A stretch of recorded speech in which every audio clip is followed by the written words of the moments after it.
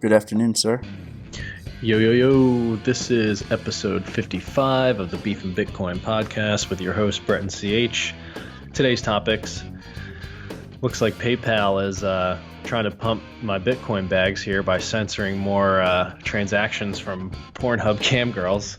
Hong Kong is officially in a recession. We've been talking about that for the last 6 months or so, and it looks like that's finally coming to fruition.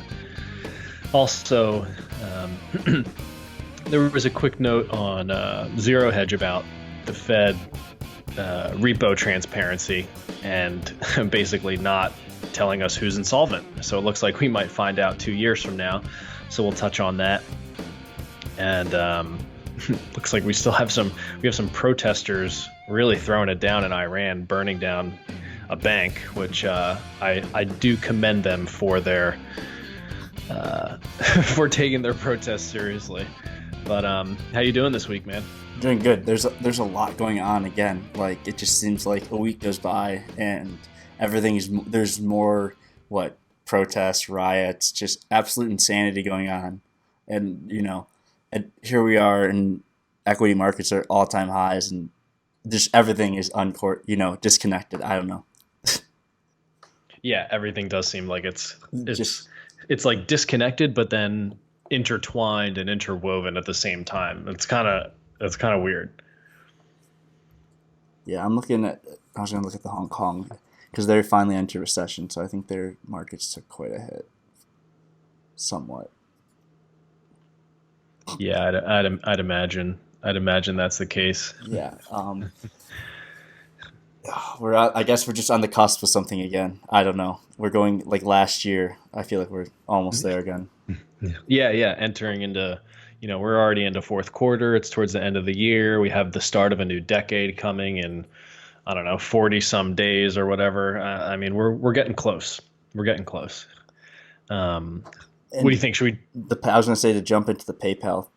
Yeah. Um, it's one of those things again. I think the porn industry. I'm shocked they haven't flocked to Bitcoin and crypto sooner because of how relevant it's become. Like it's not relevant, but it is relevant. Everyone's heard of it at this point. So you think I'm surprised that industry hasn't just flocked to that just because the ease of access. Like if you're just using Bitcoin, the ease of access. Mine is trying to use it like in late 2017 when it was unusable for that period of time. Right, right, Other right. than that, but it would just make sense. But that's just my thoughts. I mean, it No, is the internet money. no, I totally agree with you, and this is something I wanted to touch on. One, like as much as this is kind of like a big nothing burger of news, I think it's just good to touch on because it exemplifies the real use case for Bitcoin and just uncensorable money and being able to make the transactions that they say you're not allowed to make. And I saw this come across my Twitter feed that PayPal is censoring the PornHub models payouts, and of course that's to be expected, right? All the centralized payment processors and wallets or digital bank accounts will always be looking to censor um, the porn industry or sex workers or whatever you want to call it. And even if you don't agree with those particular industries, it's clearly financial repression. And the reason that they do censor those kinds of transactions is because the majority of these people don't pay their taxes on those. So you want to censor them, right? Make them go through an intermediary where they can be tracked properly. Not that they can't be tracked on PayPal, but um, it's just it just kind of is what it is. But these cam girls have kind of lost the ability to receive their payments for their services rendered, and that is what it is. But it was funny to see, the Bitcoiners on Twitter just immediately jump on this like Bitcoin fixes this, or why don't we'll help you set up a wallet and all I, this stuff, I and like I'm like sure like it was just absolutely attacked by crypto Twitter. oh yeah, I mean it was hysterical, and I put it on my story. I made a funny post about it on Beef and Bitcoin and put that out there, and a couple people had DM'd me and were like, "Oh well, Pornhub integrated with Verge last year or whenever, and all this stuff." And I'm like, "Listen, nobody's really using that." But the point of the story is that, um, using something like Bitcoin, it's for the transactions that you're not allowed to make. Like that is the number one use case besides all of the other various use cases, sound money, a savings technology, hard cap supply, all that good stuff. Even outside of that, you have an industry that will eventually keep getting more financially censored and repressed, and they're going to look for an outlet. And what I wanted to ask you was, to me, it reminds me of the early 2000s when the porn industry flocked to the internet, right? I mean, the criminals and the pornographers always flock to the newest technology, and they make it work because it's a taboo industry. So I guess just to your point is, either how much longer does it take, or do you think you need to see even more financial repression for them to really start to embrace Bitcoin? Um, that's a good question. How is the ease of access for use of it? I think it's still, for some people, it's a little tough because I think if Agreed. you're receiving it, you have to send it to an exchange. It's not like it's on like the Cash App or you're just clicking buy in like an ATM or something where it's fairly simple. Um, if it's more complicated, like sending money, like Bitcoin, especially like sending it, people just can't. That's a hurdle for people. Right, right. I, Yeah, I I think forget things that like or I don't mean to cut you off. It was just like things that people haven't ever done. It becomes really mhm. tough for. No, I definitely agree with you. And the other thing that I was thinking was, I still don't know that there's enough of a circular economy, a circular Bitcoin economy for like to make it really usable, right? So if you're a cam girl or a sex worker or whatever, and you accept Bitcoin for your services, that's great. But as you said, like what are you gonna then spend it on? Maybe you probably can't pay your rent in it. You probably can't pay for groceries in it. You can't do a lot of things yet. And I think eventually somebody needs to take the leap and start adopting it and using it, and then other like there's a great company, Bit Refill, where you can buy gift cards with Bitcoin, and then like that's the start of your circular economy. And once there's more of a circular economy, you can see how this kind of thing will take off, where you're really just using it as cash, right? It won't be too uncommon for your landlord to accept it. It won't be too uncommon to, or maybe there's more ATMs that pop up, and you can go in and out of Bitcoin to grab cash or fiat or whatever and spend it. But it's very much a chicken and egg problem. So I just think more industries need to jump in, and it just takes one at a time. But I think my opinion is the porn industry will definitely adopt it sooner rather than later, just because of financial repression, and they're usually the first to start adopting these kinds of technologies anyway. So to me, it seems like a great fit. It's just it's earlier than we think with a lot of this stuff, but then once it happens, you're like, okay, wow, that happened really fast. Yeah, I think you're right. It's always earlier than you think. If anything, it's Right, if you right. like you're just like and then it takes a while. It always takes longer. It always does. That's what you realize with anything with markets. I think after you've been in it, you're like, okay, or just how long it takes for anything like geopolitics. It just takes a lot longer. Right. And then when it happens, like it happens all at once. And Like you hit that tipping point, and exactly, then and you it like just threshold just snaps. exactly, It just go. exactly. And I don't know if we're going to mention it today, but it was pretty interesting. There was a speech by Putin. I'm pretty sure you saw it, where he Yeah, mentioned the yeah. de-dollarization that's happening. And someone mentioned it. He's like, I don't think Putin would say this if he didn't know what was going on. And it's like so, and Yeah, he's no. not wrong in a sense of what China and Russia have been doing, and then everyone else repatriating gold. It's people realize that everyone's currencies are fucking shit and they don't know what's gonna happen, so they're fucking trying to figure it out. I don't know. That's what No, my I that's because they have no clue. No one does.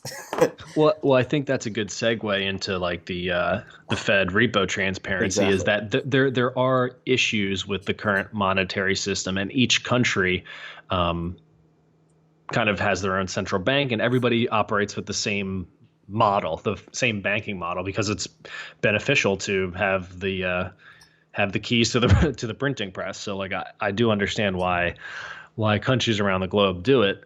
Um, but I do think, just to touch on things always taking longer than we think, the comment from Putin is interesting because I think that particular comment will be we'll be able to point to that in a few years from now and be like, yeah, he really called it, or he nailed it.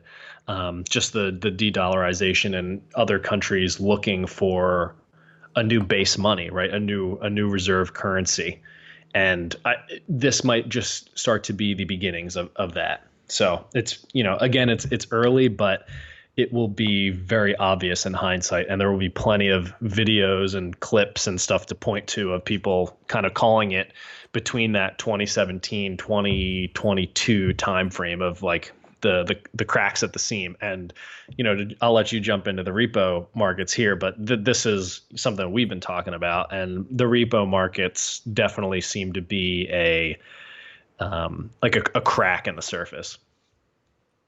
Yeah, there's something going on. Someone's not. They're not, and they're not telling us. Like obviously, they're saying we're not going to tell you for 2 years, which is as it's a long time. But then again, it isn't. It's only Right. 24 months. Exactly. It's really not that long. But still, a decent amount of time. Things will change in 2 years, no matter what. Everything always changes. The sooner you realize that, the easier life will be. Everything's changing. It doesn't. But this is like, for big example, we went from 3.759 trillion on August 28th, um, and that's 2019, to 4.047 trillion for the Federal Reserve balance sheet. So they're doing QE, but it's not QE. It's slowed down a little bit, but still, I mean, we've still went basically almost 500 billion in a few months. So quite a bit. Yeah, I mean, where the balance sheet is definitely pumping here. Um, and when I was taking a look at the repo transparency article from Zero Hedge, I mean, it goes along. It validates a few of the things that I think we've been talking about. Like, okay, there's definitely a bank or two that are insolvent and they need the influx of capital. And now it really seems like that's the case because they're not going to They're tell not. They're us not for another stopped. 2 years. I Like they're don't not think it's. they're I don't think it's one bank though. Is it? I think it's more than well, one. no, yeah, it definitely could be more than one. And the funny thing is, we're really not going to know for 24 months for sure unless there's like a major bank failure, and then we'll be like, oh, okay, it was Deutsche Bank or whoever the case may be. Um, but oh yeah, and I also saw in that letter, uh, the Fed's letter also states that the particular bank is exempt from the Freedom of Information Act. So even if you wanted to try to use um, to use that to try to get information about it, you can't because sorry, you're not allowed to know this. I don't know. The lack of transparency, Is ridiculous. it's ridiculous, but it also makes me think harder about how you can't do this sort of thing on a sound money standard. Like you wouldn't be able to print money out of nowhere to Yeah, fix you could have liquidity some. issues Someone could if you fund it. right, like yeah, somebody will have to take their own capital and then disperse it, right? So you can use gold or Bitcoin here. They're both synonymous in a sound money example, but these kinds of issues wouldn't be happening under those types of standards. And I think that now that I know a little bit more than I did when I first got into this space, it makes me appreciate uh, a sound money standard and why it's so important, especially when there's just a total lack of transparency. Like it's fishy and scammy as fuck. Yeah, there's something's up. It's that simple. And we won't know technically for 2 years, but it would be interesting if we found out sooner. Um, Yeah, the only way we find out sooner is if they fail.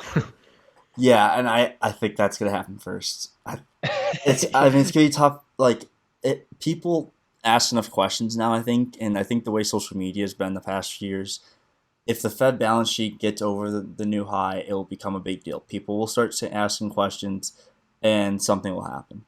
Right. Right. I think now with the way the internet is with social media, dude, the Jeffrey Epstein thing is the perfect example. It just won't die. Yeah, it's being memed to death, It's pretty being much. memed into perpetuity. It is being ingrained in people's skulls right now. That's what's going Yeah, I on. mean, It's even literally, normies are talking about it, yeah, which is like, normies are in full, yeah, like, and we're not just talking any, like, it's just actors, it's famous people, it's everything, news. It's getting memed into everything. Your average day person, like, it's it's unreal. You wonder with the right. holidays. I wonder if it's gonna be a topic at the holiday dinner.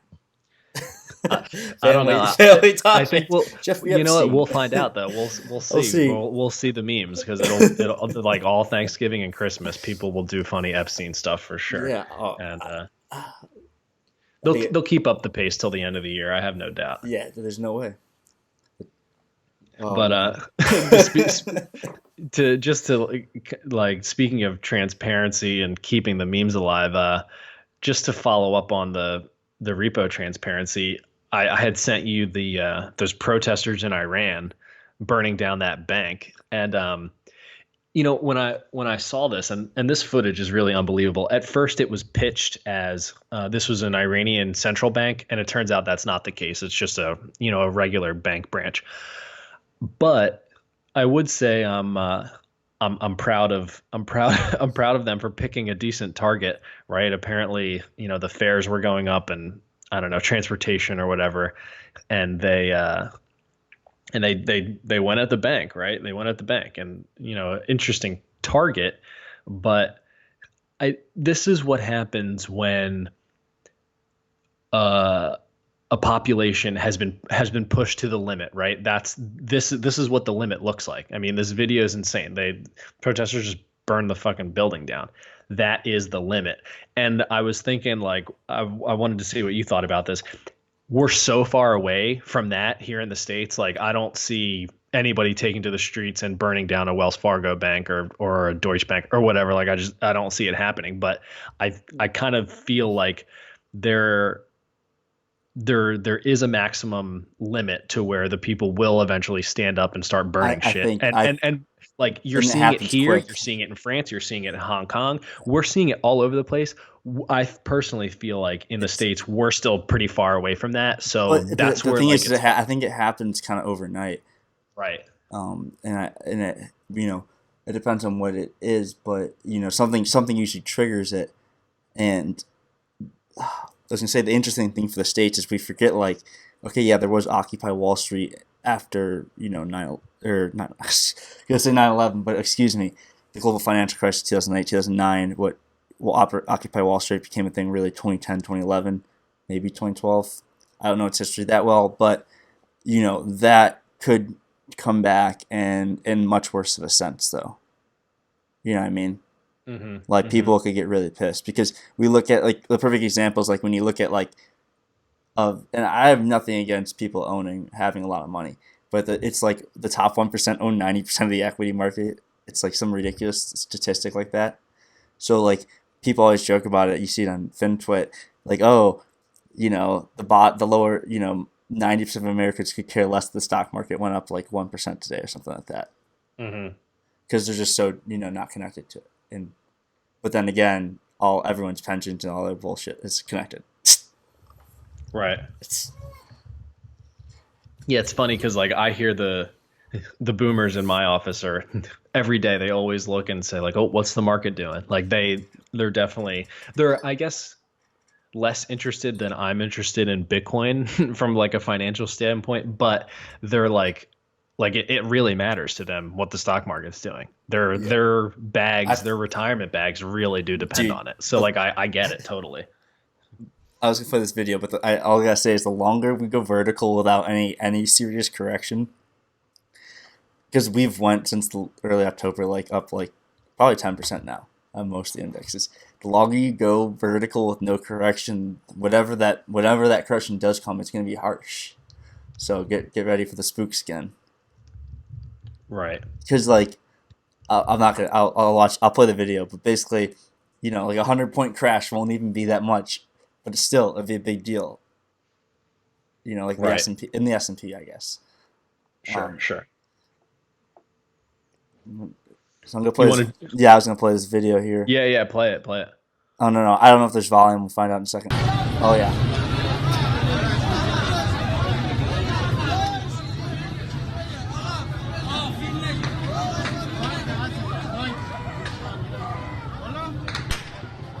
Yeah, this is nuts. I'm pretty sure there's a gunshot. I could be wrong, but that sounded like the crack of a gunshot to me. Yeah, that's see that's serious business. And as sad as I am for the Iranian people who've just really got the short end of the stick here for the last few decades, um, this is there is a limit. Like there's a limit Yeah. until Okay. people break. I mean, and it's of the sad reality. And Sanctions. yep, it sucks, dude. It really sucks.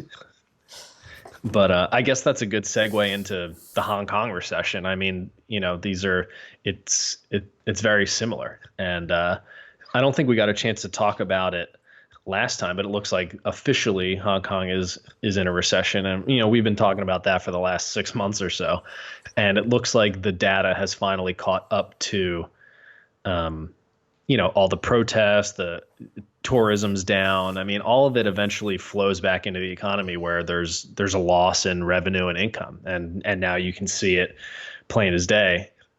Um, and also, I guess last week or the week before that, looks like somebody was finally shot by a Hong Kong police officer, and that made the news. And I guess you kind of called that a while ago. It's like almost an afterwards it kind of just went away. But now, You just cut CNBC is out talking for a about the second. recession. I just wanted to let you Oh, know. You oh, cut out for thanks. like a good 10, 15 seconds. Gotcha.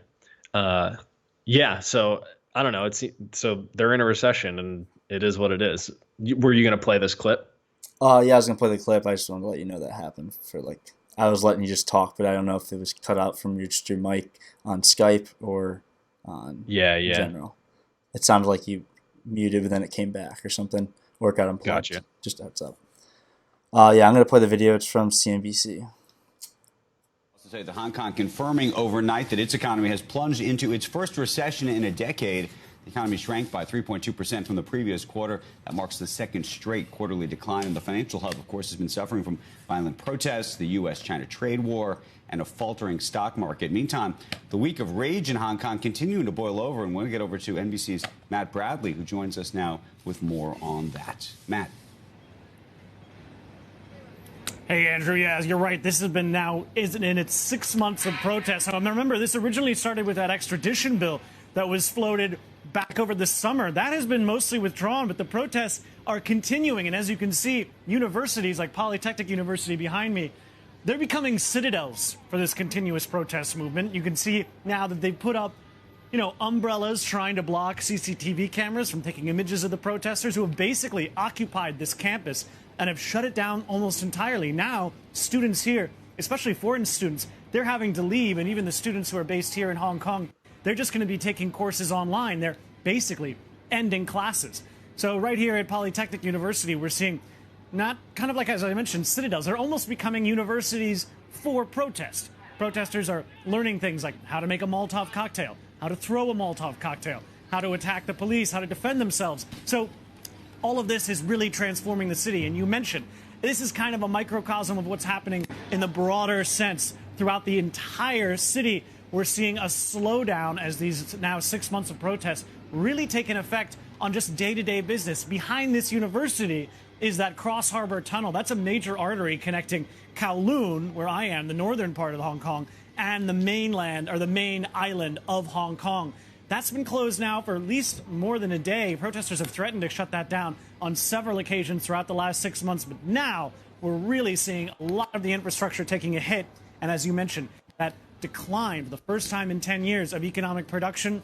It's unclear whether Hong Kongers are going to continue to stand with the protesters if their pocketbooks are what's affected. Yeah, I think they're past that point of caring about their pocketbooks. You mentioned at the Yeah. end there. Yeah. It's it's it's become war. You see people like Molotovs, bricks, beating. I mean, it's bow and arrows. Bow and arrows, yeah, shooting now. I think it's only. I mean, obviously people have been killed now. Not I'm not like glorifying that anyway, but we've been talking about this for a while now. This has become a big deal, and it's 6 months in, and it's not stopping. It's only escalating. I've said, and it hasn't stopped escalating at all. Yeah, I mean, when I see this kind of stuff, of course, I get pissed and sad for the people of Hong Kong, and I also this is a symptom of just everything that's been happening globally with the fiat monetary system and all this stuff, like the war machine and all the repression and stuff. Like, it needs funding, and the fiat central banking system is how you fund it.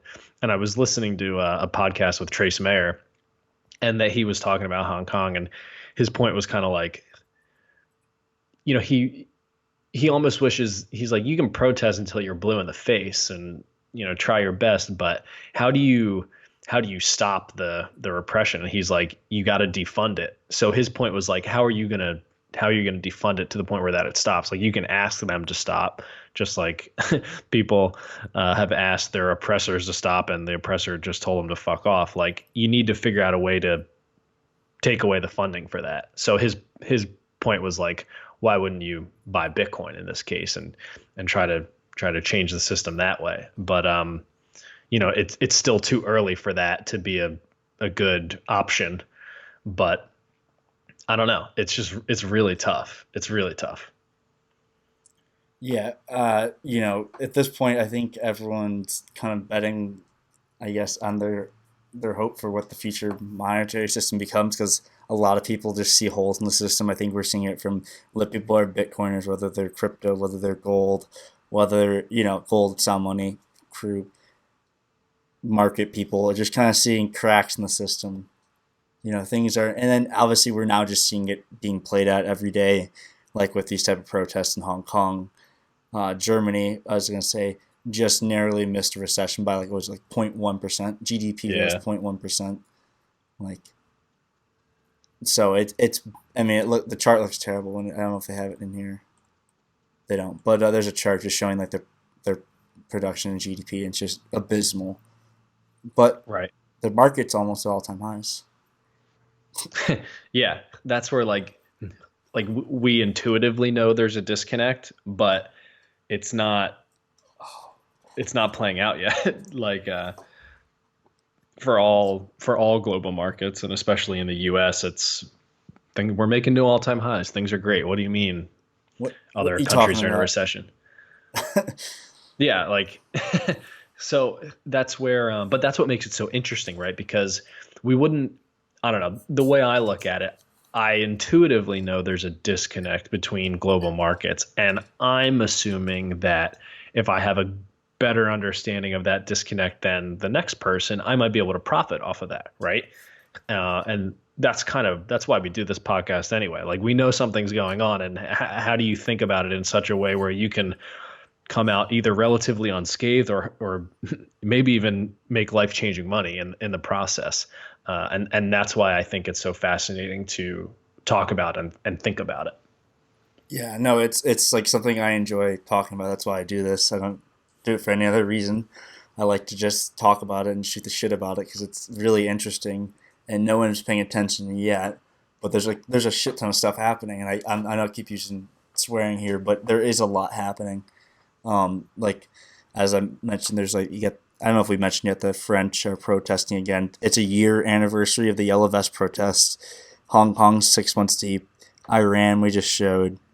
You have Chile, they were burning down a building, and their Bolivia, transportation, Venezuela, Spain. I mean, you can keep going. What were we talking about? The Danish, the Dutch farmers, the Dutch farmers, the tractors. Yeah, it's everywhere. It really is everywhere, and I guess that can only go on for so long, and we know that there's a disconnect because all that's happening globally, and then U.S. equities are at all-time highs. So, what? Yeah. Yeah. Maybe a good top signal is Rage Against the Machines going on tour again in 2020, and when they were really big in the late 90s, market top. I don't know. That's funny. I don't know. What do you think? Is that a good way to wrap it up? Do we touch on we have one more thing? I think the Hong Kong recession was the last. Yeah, it was the last one. thing. That's probably a good way to wrap it up right there. I mean, yeah, we're close. That's all. We're close to something. That's all I know. I'm gonna leave it there. You can wrap that up. Yeah, that's a good way to wrap it up. Yeah, I mean, that was something's going on. This was episode 55 of the Beef Bitcoin podcast. Like and subscribe to our YouTube channel. Leave us a review on Apple Podcast. And as always, send us a DM. Let us know what you want us to talk about. Really helps us set up these episodes to record more podcasts. Thanks again for listening. Peace. Peace.